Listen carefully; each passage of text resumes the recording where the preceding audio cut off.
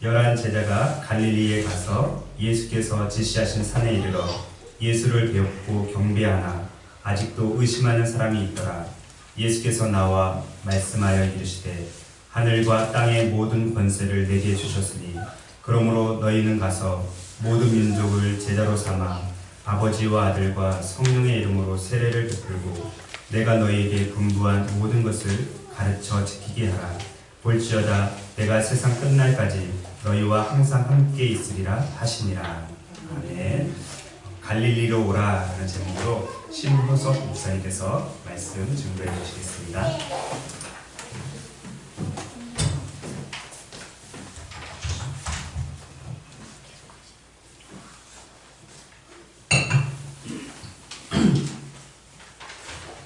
네, 안녕하십니까.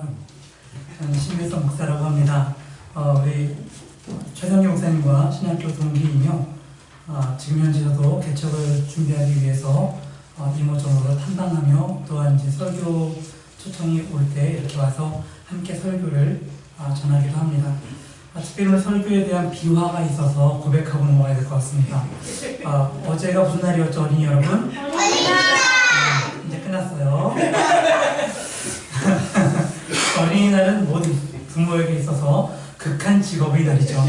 정말 그런데 어제 그 극한 직업의 그 하루의 피로도가 최절정으로 달하는 오후 서너 시경쯤 오늘은 이곳에 오고 싶은 마음을 주셔서 최성규 목사님에게 이제 카톡으로 내일은 생명빛 교회 가서 예배 드려도 될까요? 했더니만 그러라고 하시면서 갑자기 그 극한 직업의 절정의 그 시간에 설교 부탁을 하는 겁니다. 예, 몸도 마음도 멘붕인 상태에서 어쩔 줄 모르는데 그때 마침 이제 은혜로운 단서를 붙여주셨어요. 준비해 두었던 설교 중에서 하나를 준비해서 드리겠습니다. 물론 설교자의 자존심이 거기서 허락하지 아니하여서 어떻게든 다른 걸 준비하려고 발버둥 좀 쳤지만 정말 쉽지 않더군요. 새벽 2시까지 발버둥 치다가 이 설교를 다시 들고 나왔습니다. 이 설교는 사실 제가 작년 12월 31일에 지난번 사역했던 큰 교회에서 사임하면서 이후 2개월 정도 여기저기 설교 사역과 또한 탐방을 하면서 내가 마지막으로 또한 개척을 준비하는 자로서 단독 목회를 시작하는 한 명의 단독적인 목회자로서 지금 할 수 있는 설교는 무엇일까? 내가 가져야 할 마음은 어떤 것일까? 그것을 고민하며 간증처럼 준비했던 설교입니다. 너 지금 뭐하냐? 라고 물으면 저 지금 놀아요. 이게 아니라 너 지금 교회 개척했냐? 아니 개척을 준비하고 있어요. 라고 말할 때 내가 설교로서 이 마음을 어떻게 전해야 할까?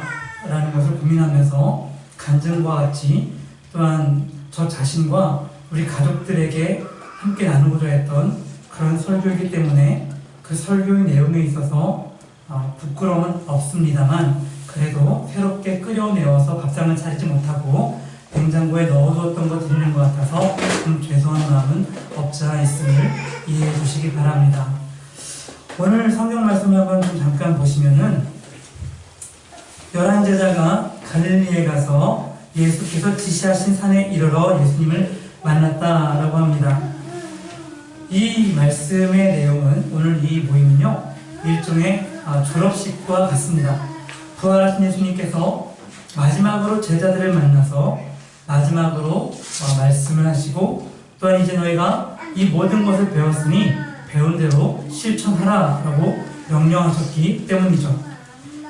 이 이후에 예수님은 승천하시고 제자들은 온 세상으로 나아가서 예수님께 배운 대로 모든 민족을 제자로 삼고 아버지와 아들과 성령의 이름으로 세례를 주고 주의 모든 말씀을 가르쳐 지키게 하는 그리스도의 제자로서 살아가게 됩니다.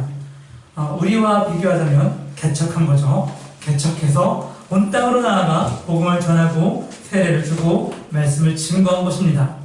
그런데 예수님의 개척학교에 처음부터 부름받은 사람은 분명 12명일 텐데 오늘 보시면 16절을 보면 몇 명이 왔다고 했습니까? 어린이 여러분 16절 몇 명? 16절을 보면 몇 명의 제자가 11제자가 됐습니다. 왜 11명이죠? 그렇죠. 유다가 빼고 우리 아드님 벌써 이 설교를 8번째 듣고 있는 것 같습니다. 네, 8번까지는 아니면 5번째 같아요. 11명, 가룟 유다가 없습니다. 그리고 장소, 이 졸업식 장소는 어디죠? 보면 어디에서 만났다고 써있어요? 11제자가 어디에 가서? 네, 갈릴리에 가서 예수께서 지시하신 산에 이르러 라고 했습니다. 11명의 제자가 갈릴리 어떤 산에 모였습니다. 예수님을 만나려고요. 자, 그런데 왜 하필이면 갈릴리인지 아십니까, 여러분? 갈릴리에서 왜 만나자고 하셨을까요? 다 모인 것을 보면 갈릴리라는 장소를 사전에 공지한 것 같아요. 가정통신문 보내서 어디 졸업식, 예수님 보낸 장소, 갈릴리 어떤 산, 수신인 11제자 해가지고 다 함께 모인 거예요. 언제 그렇게 미리 공지하셨을까요? 마태복음 26장 31절과 32절 한번 찾아볼까요? 앞으로 한 2장 정도 넘기면 있어요. 26장 31절과 32절 한 3장 정도 있네요. 자, 마태복음 26장 31절과 32절, 우리 어린이날을 막 지나서 굉장히 마음이 허탈할 것 같은 우리 어린 친구들이, 어린이들이 한번 읽을 수 있을까? 마태복음 26장 31절과 32절 시작. 예수께서 제자들에게 이르시되 오늘 밤에 너희가 다 나를 버리리라. 기록된 바 내가 목자를 치리니 양의 때가 흩어지리라 하느니라. 그러나 내가 살아난 후에 너희보다 먼저 갈릴리로 가리라. 아멘. 아멘. 그 말씀 들으면 아멘 하셔서, 자, 예수님께서 제자들에게 죽기 전에 말씀하셨어요. 오늘 밤에 너희가 다 나를 버릴 거야.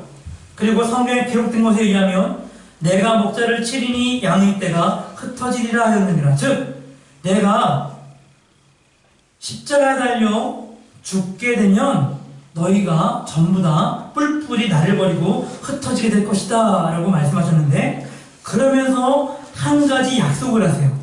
그러나 내가 살아난 후에, 즉 부활하신 후에 너희보다 먼저 어디로 간다고? 갈릴리. 너희보다 먼저 갈릴리로 갈 것이다. 즉 너희는 나를 다 버릴 것이고 나는 십자가에 달려 죽게 될 것이지만 나는 다시 살아날 것이고, 그 후에 너희보다 먼저, 즉 부활한 다음에 너희보다 먼저 갈릴리에 갈 것이다 라고 말씀하셨어요. 왜 갈릴리로 갈 건지는, 왜 예수님께서 내가 너희보다 먼저 갈릴리에 간다고 하신 그 이유는, 부활하신 다음에 부활을 처음으로 목격한 막달라 마리아와 다른 마리아에게 하신 말씀에서 드러나게 됩니다. 다시 뒤로 가서 마태복음 28장 10절, 28장 10절 이번엔 다 함께 읽어보겠습니다. 자, 시작. 이에 예수께서 이르시되 무서워하지 말라. 가서 내 형제들에게 갈릴리로 가라 하라. 거기서 나를 보리라 하시니라. 아멘. 이렇게 말씀하셨어요. 내 형제들에게 갈릴리로 가라. 즉 나는 부활한 다음에 갈릴리로 갈 거야.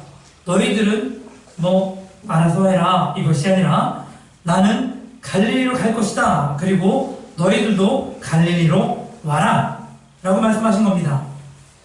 거기서 나를 보게 될 것이다. 거기서 나를 보게 될 것이다. 이 말은 무슨 말입니까?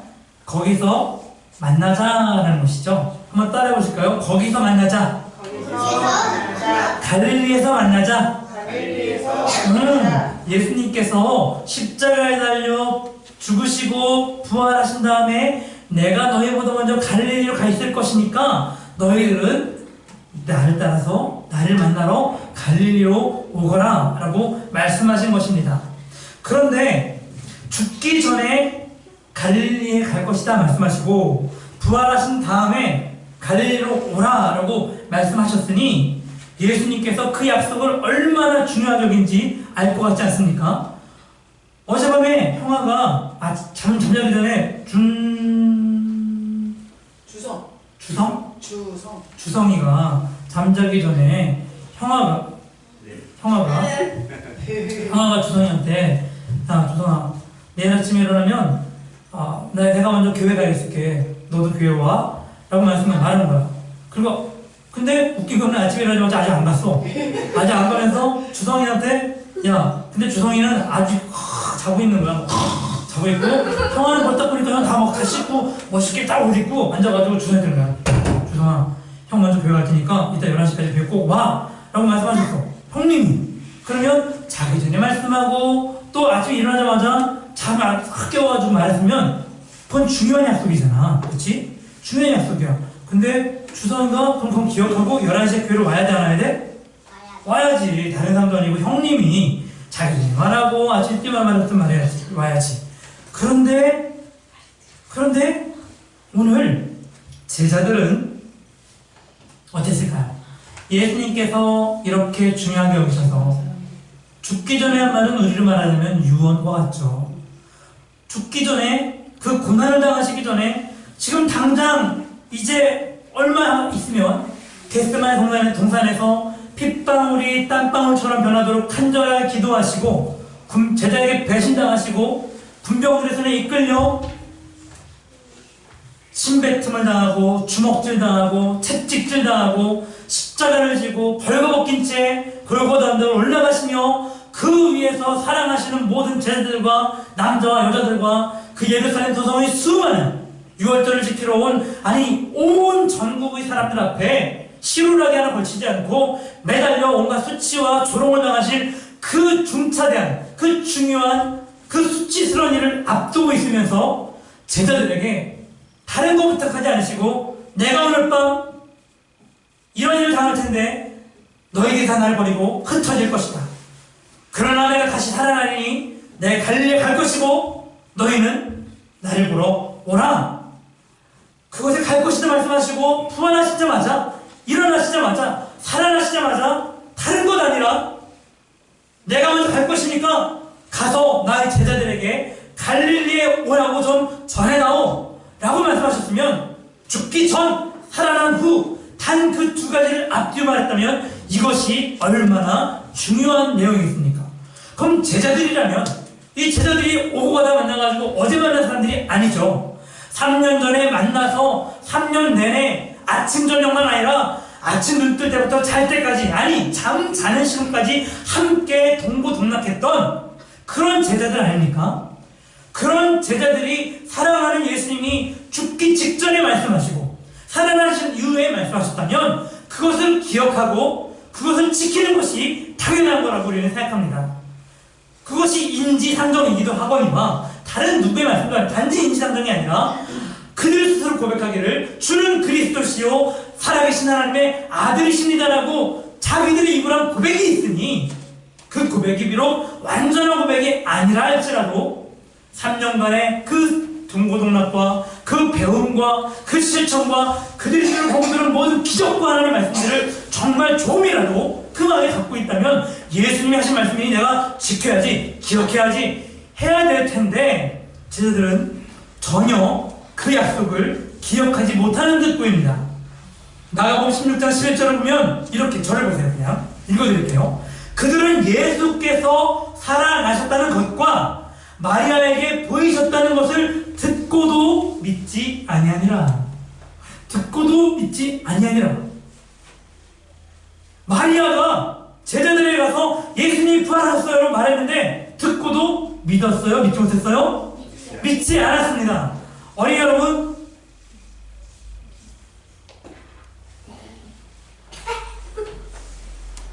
엄마 아빠가 말하면 믿어요 안 믿어요? 안 믿을 때가 있어요. 왜냐면 약속을 안 지키거든요. 뭐 하자고 그랬다가 바꾸기도 하고 취소하기도 하고 그러기도 하죠. 많이 찔린 게 있어요. 뭐 이렇게 장난감 같은 거 약속했다가 못할 때도 있고 또 나는 멋있게 아빠로서 해줄게 했는데 나중에 엄마가 안 돼요. 엄마 안 된대. 이렇게 돼요. 이런 일이 있어요. 엄마 아빠의 약속을 다 믿을 필요는 없어요 여러분. 유교니까. 왜냐면 엄마 아빠는 사람이기도 하고 또 여러 가지 상황 때문에 약속을 못 지킬 때도 있거든요. 사람은 누구든 형아도 동생도 엄마도 아빠도 심리학교 선생님이나 교회 목사님도 약속을 못 지킬 수가 있어요. 사람이기 때문에 그렇죠. 하지만 하나님은, 예수님은 약속을 지키실까요? 안 지키실까요?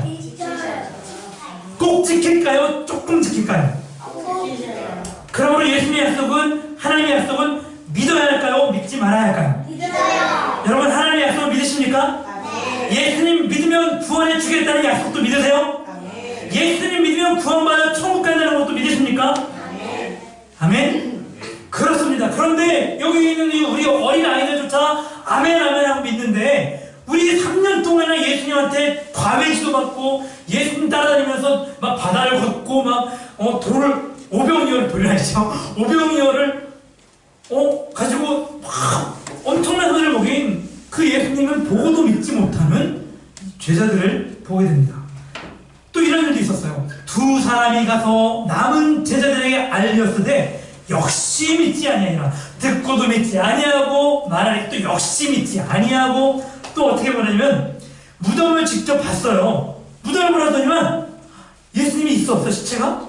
없었어요. 그러니 없으니까 그러면 부활에 대한 약속을 믿을 만도 한데, 다른 사람들은 그걸 보고서 예수님의 시체를 누가 훔쳐갔다는 둥 이런 말을 했지만, 예수님께서 내가 직접 부활하겠다고 한 약속을 듣고 예수님의 놀라운 기적의 능력들을, 하나님의 아들 되심을 본 제자들이라면 예수님의 약속과 또한 그 모든 기적적인 능력들을 체험했기 때문에 예수님께서 정말 부활하셨구나라고 그 빈 무덤을 보고서 믿음하고 믿어야 할 텐데, 이렇게 써 있습니다. 사도들은 그들의 말이 허탄한 듯이 들려 믿지 아니하니라.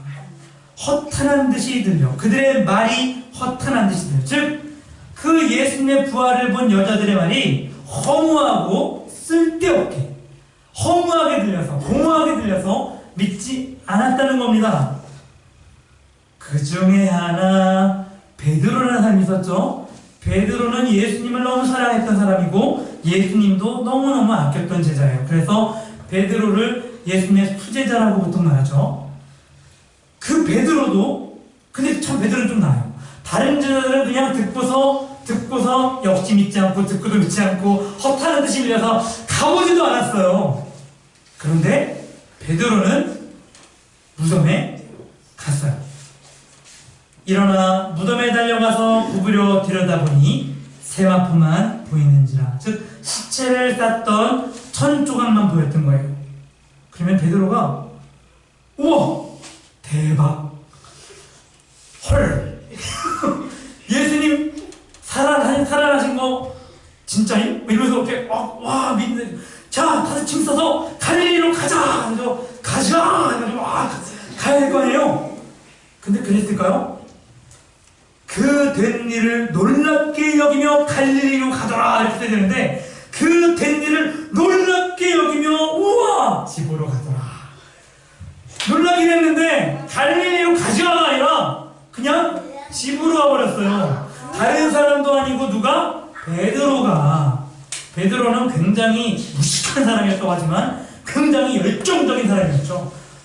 울컥울컥 칼 빼들고 막 그런 사람이었어요. 근데 이 베드로가 정말 이때는 좀 그랬어야 되는데 다른 때는 승질내고 안 믿고 칼 빼들고 막 몸보다 생각보다 말보다 행동이 앞서더니만 희한하게 이때는 행동이 앞서지 않아요. 우와! 집에 갔어요. 베드로가 이랬어요. 그러니 모든 제자들이 예수님의 약속을 기억하긴커녕 갈릴리로 가자가 떠오르지, 이게 되려면은 예수님의 부활이 일단 믿어져야 되잖아요. 논리적으로 물컵이 있어야 컵에다 물을 담아서 먹으려고 먹게 되는 거니까, 컵이 있어야 물을 담아 먹는 것처럼 예수님의 부활을 믿어야 예수님이 부활 후에 가신다고 하신 갈릴리도 따라가게 되는 겁니다. 근데 부활을 믿지 않으니, 컵을 믿지 않으니 물을 못 먹는 거죠. 부활을 믿지 않으니 갈릴리도 갈 필요가 없고 기억조차 못하게 된 것입니다. 그래서 그들은 어떻게 했습니까? 예루살렘 어느 방구석에 사람들의 눈을 피해서 두려워하며 숨어 있었고, 조용히 엠마오와 같은 예루살렘 주변 마을로 떠나거나 심지어 사람 낚는 어부의 직분을 내팽개치고 낙향하여 다시 물고기 잡는 업으로 돌아가기도 했습니다. 어떻게 이제 예수님은 가정 중심은 다 알렸어요. 다 갈릴리로 오라고 했고 예수님은 부활하셔서 가셨는데 제자들은 올 생각을 해요, 안 해요? 제자들은 기억해 못해요? 부활을 믿어요, 안 믿어요? 이러다가 예수님 먼저 갈릴리에서 뻘쭘하게 왜 안 오지? 야, 전화 좀 해봐. 카톡도 없어. 카톡이 있으면 카톡에다 이렇게 카톡 보내가지고 야, 왜 안 오? 와이파이가 안 돼서 인공위성이 없어서 그치? 여러 가지로 제약이 많아. 하지만 이대로 두면 돼, 안 돼? 이렇게 있으면 예수님 혼자 조합식에 아무도 없는 11명 아무나 혼자 이렇게 있다가 그냥 나 혼자 그냥 가야겠네 하고 이렇게 혼자 부활하셔야 되겠어.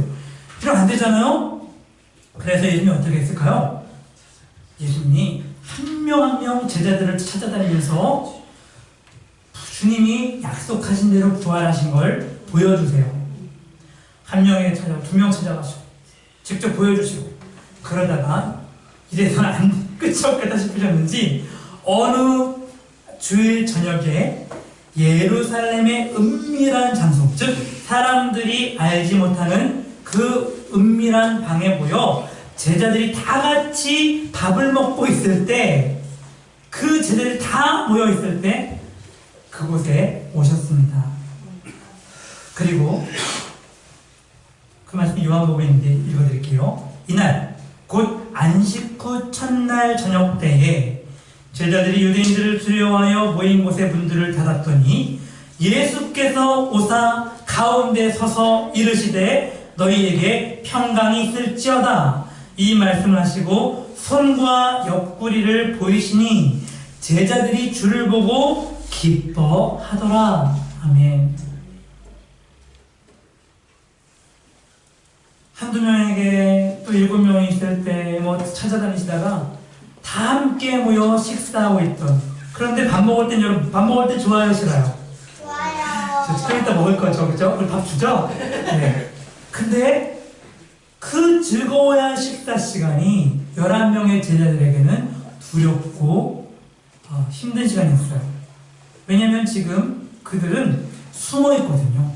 예수님을 죽인 사람들이 제자들도 찾아 죽이려고 하고 있기 때문에 무척 걱정되고 두려운 시간이었어요. 근데 밥은 먹어야 돼요, 안 먹어야 돼요? 그죠? 밥은 먹어야죠. 다 먹고 사자고 건데. 근데 밥 먹다가 체할 것 같아요. 왜냐면 지금 너무 힘든 상황이거든요. 그때 그래서 두려워하여 모인 곳의 문들을 닫았다고 해요. 물론 밥 먹을 때 문 열어놓고 안 먹을 수도 있어요. 그냥 문 닫을 수도 있어요. 근데 그냥 닫은 게 아니라 모기 들어올까봐 닫은 게 아니라 무서워서 닫은 거예요. 누가 들어올까봐, 누가 저기 예수님의 제자들 있다, 잡아라! 죽일까봐. 고마워 리액션. 그렇게 해서 문을 닫아 걸고 거기서 식사를 몰래 하고 있을 때 예수님이 나타나셔서 말씀하셨어요. 제자들이 예수님을 보고 너무 기뻤습니다. 손에 난 못자국과 창자국을, 옆구리에 난 창자국을 보여주셨습니다. 이 말씀을 하시고 손과 발을 보이시나 그들이 너무 기쁨으로 아직도 믿지 못하고 놀랍게 여길 때에 이르시되 여기 무슨 먹을 것이 있느냐 하시니라고 말씀하셨어요. 너무 기뻐서 아직도 믿지 못하고 놀랍게 여겼다고 했습니다. 우리 왜 너무 기쁘면 꿈인지 생신지 모른다 해서 막 웃고 싶고 막 그러죠? 너무 기뻐서 믿지 못할 정도로 기뻤습니다. 자, 근데 여러분 보세요. 이제 11명이 다 함께 모였어요. 예수님 부활하셨죠? 그러면 우리 말에, 우리 교회에서 쓸 말은 아니지만 떡 본 김에 뭐 지낸다고 하죠? 제사 지낸다고 합니다. 떡 본 김에 제사 지낸다는 말은 무슨 말이에요? 아직 제사 드릴 때는 안 됐지만 마침 떡이 생겼으니 떡을 놓고 그냥 제사 드리면 되지 않냐 이거예요. 그죠? 아직 식사 때는 좀 이르지만 누군가 뭘 갖다 줬으니 그냥 좀 이른 저녁 먹지 뭐 이렇게 된 겁니다. 그럼 지금 11명이 다 모였고 예수님 부활하여 만났다면 이제 그냥 여기서 졸업식 하면 되지 않을까요? 그냥 여기서 갈릴리로 와라 하선 예수님께서 갈릴리에서 만나서 하시려던 말씀 그냥 거기 예루살렘에서 하면 되지 않겠습니까? 게다가 예루살렘은 참 좋은 도시예요. 왜냐면 가장 큰 도시죠? 가장 번화한 도시죠? 예루살렘 성전이 있는 도시입니다. 그리고 바로 얼마 전에 예수님께서 거기서 거기 입성하셨고 수많은 사람들이 환영했고 미워했고 사랑했고 배신하고 죽인 즉 예수님의 모든 영광과 비천함 죽으심과 이제 부활까지 포함해서 죽으심과 부활을 드라마틱하게 목격하여 예수님께서 만약 거기서 이제 내일 아침 다 같이 밖에 나가서 복음을 증거하자. 내가 나가서 저 앞에서 딱 내가 사랑을 보이겠다. 그럼 너희가 옆에서 할렐루야 찬양을 하며 복음을 증거하고 얼마나 드라마틱해요. 우와! 얼마 전에 십자가에 달려 죽었던 예수 아니야? 정말 살아났네? 와! 하면서 이렇게만 정말 효과적으로 복음을 증거하고 사람들이 예수님을 믿고 회개하지 않겠습니까? 가장 효과적인 장소, 복음을 전하고 사람들을 전도하고 회개시키기에 가장 좋은 때인 것 같은데 예수님은 그렇게 하지 않으셨어요. 그냥 여기서 우리 이제 여기서 그냥 다 그냥 끝내자 이렇게 하지 않으시고 결국 그들을 갈릴리에서 만나게 됩니다. 성경 보면 오늘 우리가 이 본문이 바로 그 갈릴리에서 만난 장면이죠. 왜 그렇게 했을까요? 왜 그냥 예루살렘에서 그 화려한 도시에서 그 사역자로 충만하고 사역할 대상이 가득 있는 그곳에서 마무리하고 복음을 증거하고 부활하신 것 어떻게 보여주고 제자들 위신 살려주고 열매를 그 개척의 열매를 그 사역의 열매를 그 3년 동안의 수고의 열매와 그 고난의 열매를 당장 좀 맛보게 해주시지 왜 그렇게 안 하고 굳이 갈릴리는 시골 촌동네예요. 그래도 좀 갈릴리 중에 어떤 마을로 모이려고 하시면 사람들이 좀 있을 거 아니에요.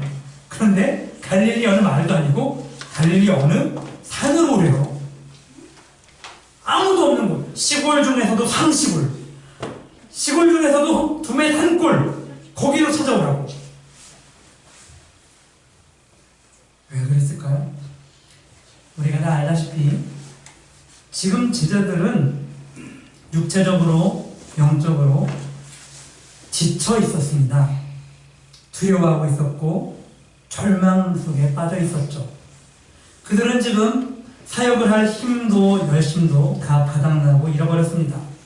그들의 직업도 고향도 부모도 다 뒤로하고 예수님의 제자가 되었는데 그들의 미래는 알 수 없게 되어버린 것입니다. 그들이 왜 이렇게 지치고 실망하는지 한몫하는 이유는 그들의 기대치, 예수님의 약속 때문이기도 합니다. 베드로가 이렇게 예수님께 말씀했었어요. 베드로가 예수님께 대답하여 이르시되 어린이들이 있으니까 어린이들 표현을 할게요. 예수님 보세요.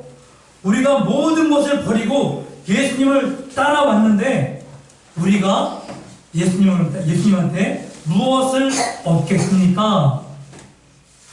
즉 예수님을 따라왔는데 예수님 우리한테 뭐 주실 거예요? 교회 왔는데 목사님 우리한테 뭐 주실 거예요? 오늘 점심 뭐예요? 오늘 간식 뭐예요? 미안해 자꾸 주성이한테 말씀드리네. 우리 제인지민이 장난치지 마세요. 조용하세요. 자, 베드로와 제자들에겐 이런 기대치가 있었어요. 예수님 따라왔는데 뭐 주실 거예요? 저 배도 버리고 엄마 아빠도 버리고 다 버리고 예수님 따라왔는데 그런 즉 우리가 무엇을 얻을 것입니까? 근데 이때 예수님께서 탁 째려보시면서 얻을 거 없거든? 십자가를 지고 따라와 무슨 소리 하는 거야? 이렇게 했으면 깨갱 해버리고 기대치가 없었을 텐데 이렇게 말씀하셨어요. 예수께서 이르시되 내가 진실로 너희에게 이르노니 세상이 새롭게 되어 인자가 자기 영광의 보좌에 앉을 때 나를 따르는 너희에게 와 이제 뭐가 나오죠? 나를 따르는 너희에게 고난과 십자가와 죽음과 이런 게 아니라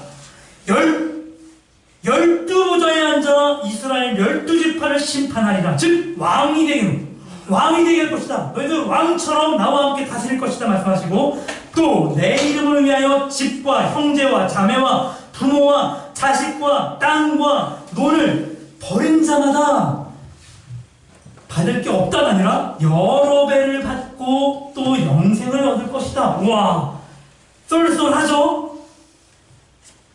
여러 배를 돌려받을 것이고 또 영생을 얻을 것이다. 약속이 어마어마해요. 그러니 이런 기대치와 이런 소망이 있었던 베드로가 제자들이 모든 것을 버리고 주를 따른 겁니다. 사실 콩고물에 관심이 있었던 것이죠. 믿음이 없을 때였으니까요. 모든 것을 버리고 주를 따랐으니 그 버린 것에 대한 대가로 뭔가를 얻을 것을 기대했고 예수님도 거기에 대해서 그 기대감을 만족시켜주기로 약속했어요. 다 줄게! 왕과 같은 권세, 전토 집 2배, 더블, 그리고 영생까지 주겠다라고 하셨어요. 그런데 그 예수님이 죽어버렸어요. 그 예수님이 돌아가셨어요. 물 위를 걸으시고 병든 자를 고치고 죽은 자를 살리시는 능력의 예수님이 말씀하신 것이니 믿을 수 있는 거죠. 아까 다 우리 믿었잖아요. 예수님 하나님 말씀 믿잖아요. 제자들도 믿은 거예요. 그런데 믿었던 예수님이 죽어버리자 십자가에 달려 그것도 멋있게 죽은 게 아니에요. 왕관 쓰고 다 인상해서 자, 난 이제 너희들을 위해 십자가를 죽는 것이다. 그래서 이렇게 막 멋있는 옷 입고 죽는 게 아니라 여러분 집에 잘 때 옷 벗고 자요? 입고 자요? 입고 자요. 보통 입고 자죠? 목사님은 어렸을 때 옷을 다 벗고 잤어요. 근데 우리가 예수님이 멋있게 폼나게 죽은 게 아니에요.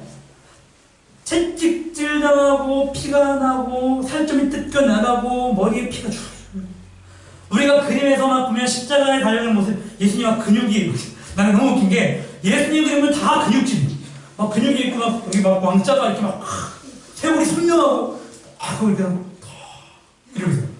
예수님이 정말 이렇게 근엄하고 멋있게 이렇게 했을까?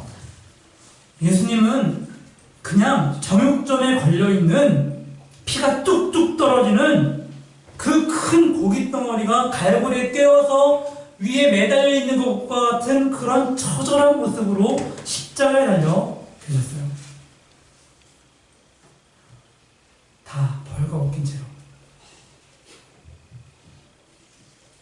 그 예수님을 보고 제자들은 절망하고 좌절하고 두려워하고 도망가버리고 말았습니다. 예수님이 죽어버리셨으니 예수님이 하신 모든 약속도 다 곱하기 0이 되어버린 거예요. 예를 들어서 우리 아들들에게 어린이날 야 너네가 원하는 거 다 사줄게 가고 다 할게 그런데 아빠가 죽었어. 무서워? 어린이날이 내일인데 아빠가 제 비유로 할게요. 아빠가 5월 5일 어린이날인데 5월 3일까지 약속을 하고 막 이랬는데 5월 4일 아빠가 죽었어. 그러면 웃음이 나올까? 웃음이 안 나요. 그치? 너무 황당한 비유니까 웃는 거예요. 그렇지만 정말 그런 일이 벌어지면 곱하기 0이 되어버리죠.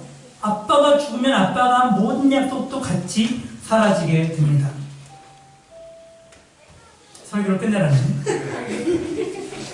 네, 제가 설교 본문대로 쭉 읽을 예정이었는데 제가 이 대형 교회를 떠나고 나니까 절기를 까먹었어요. 이게 어린이날은 기억했는데 어린이 주일이라는 걸 까먹고 이게 정말 어른 대상 설교를 준비해버리고 나서 어린이 대상으로 아주 좀 바꾸다 보니까 좀 길어졌지만 5분 정도 안에 끝내겠습니다. 자, 별로 집중하세요.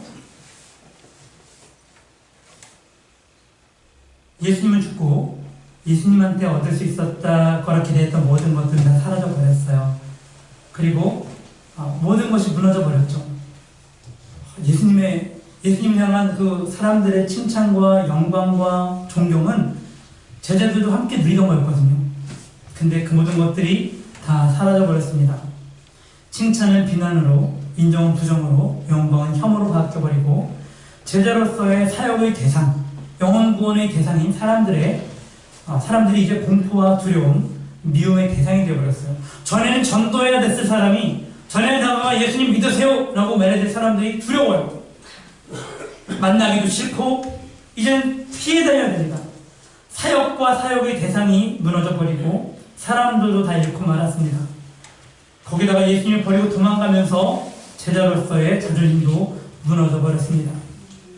베드로가 예수님을 부인하던 그때 예수님과 눈이 마주쳤을 거다라고 우리가 추정할 수 있는 본문이 있어요.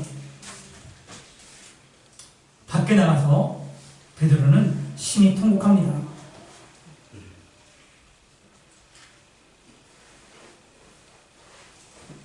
예수님은 죽었고 사역은 망했고 사람들은 두렵고 제자로서는 실패했습니다. 미래가 암울하고 아무것도 보이지 않습니다. 3년 동안의 모든 사역이, 3년 동안의 모든 포기와 버림이 정말 이제 아무것도 남지 않고 끝나버린 것 같은 그런 시점이 되어버렸죠. 예수님과 함께 모든 것을 잃어버렸습니다. 그래서 예수님은 제자들을 오늘 갈릴리로 오라고 하셨습니다. 갈릴리는 제자들이 예수님을 처음으로 만난 곳입니다. 예수님께서 그들에게 먼저 다가오셔서 베드로야, 안드레야 이렇게 이름을 불러주시며 나를 따르라, 내가 너를 사람 나는 업으로 만들겠다 라고 손내밀어 불러주신 곳이 갈릴리였습니다. 갈릴리는 처음 만남, 첫사랑의 장소였던 것이죠. 예수님께서 제자들을 갈릴리로 부르신 이유는 사역의 비법을, 야, 뭐야? 너네 나 죽어서 힘들었지? 내가 이제 개척하면 단번에 100명 1000명 모이는 비법 보여줄게. 갈릴리 오면 갈릴리로 그렇게 하신 것이 아니에요. 무슨 비법과 테크닉을 전수하려고 그러신 것이 아니라 내가 지금까지는 인간의 몸뚱아리 육체 입고 있어서 좀 제약이 있었는데 이제 부활하고 나면 내가 모든 능력을 100% 다 회복해서 너희들한테 팍팍 능력을 줄 거야. 이렇게 하신 것이 아니라 예수님은 제자들의 예수님을 향한 처음 마음, 처음 사랑, 처음 소명을 회복시켜 주시고자 갈릴리로 부른 것입니다. 사역을 당장 시작하는 게 중요한 것이 아니고 사람들에게 나아가 다시 만나서 무언가 하는 것이 중요한 것이 아니고 내게 필요한 어떠한 테크닉을, 어떤 전도의 능력을, 어떤 기술을 그런 것들을 하는 건 아니고 건물을 세워가지고 사람들을 끌어모으는 그것이 중요한 것이 아니고 너희들 나의 제자들아, 나의 목회자들, 나의 성도들, 그들의 가장 중요한 것은 모든 것이 무너져 있을 때, 시작해야 되는데 시작할 힘이 없을 때, 시작했고 진행 중인데 열매가 없어 괴로울 때, 그때 우리는 보통 목회자들이 그래요. 세미나 갑니다. 수련회 갑니다. 무슨 그런 것들 많이 있습니다.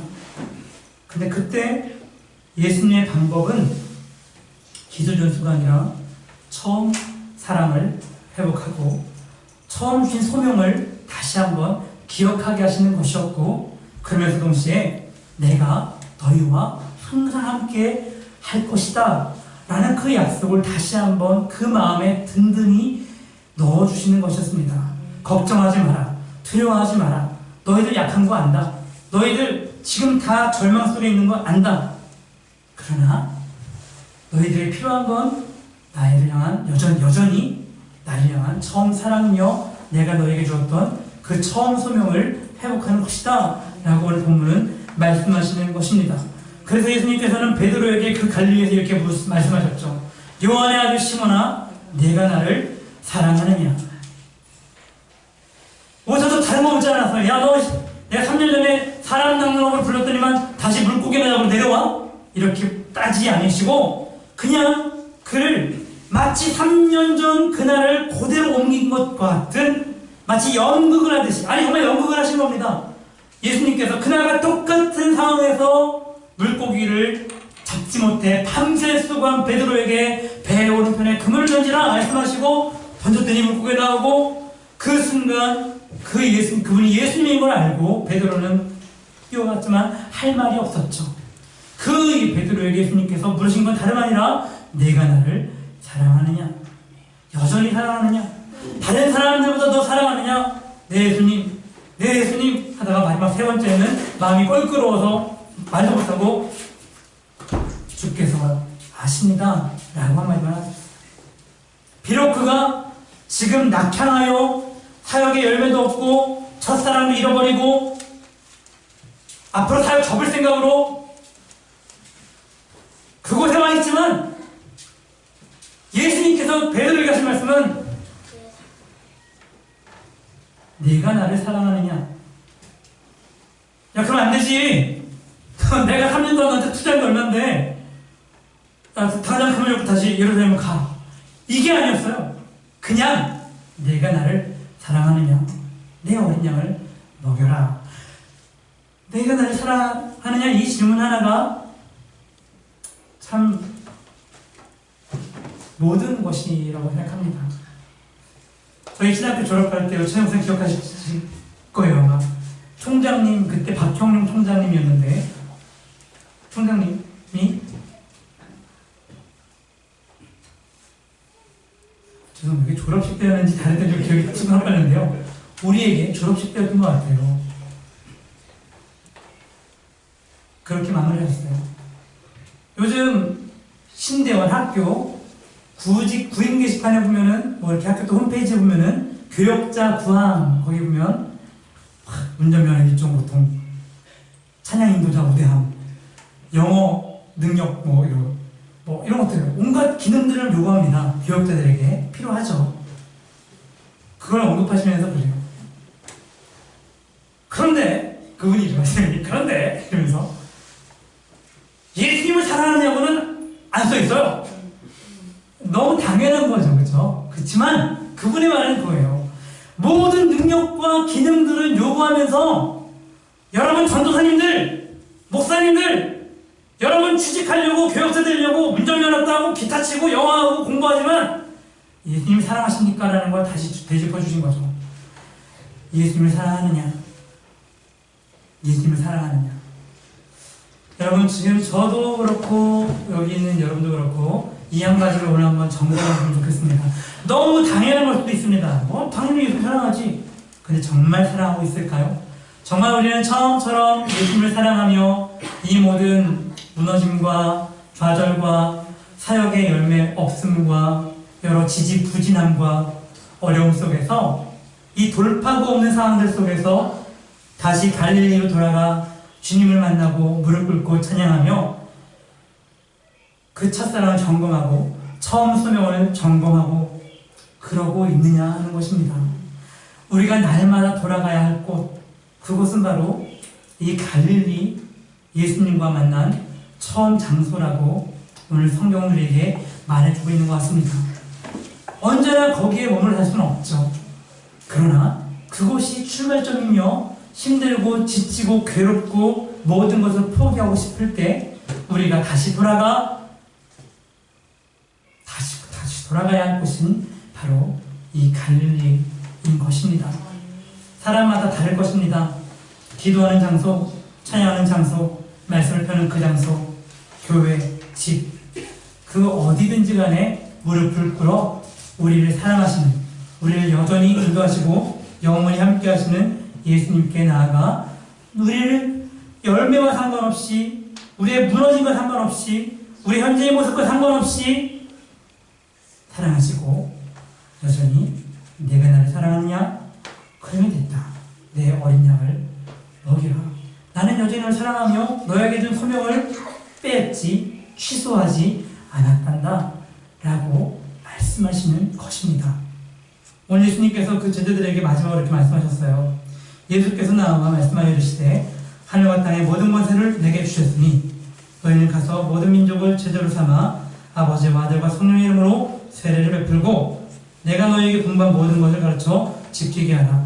돌지어다 내가 세상 끝날까지 너희와 항상 함께 있으리라 하시니라.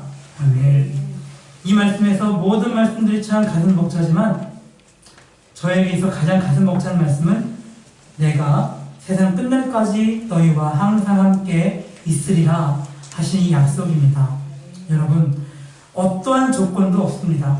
너희가 똑바로 하면, 너희가 전도를 열심히 하면, 교회를 부흥시키면 뭐 이런 저런 조건이 없습니다. 내가 너희와 함께 할 것이다. 그러니 나아가라. 그러니 세상으로 나아가서 복음을 증거하라지 너희가 잘하면 내가 도와줄게. 이게 아니죠.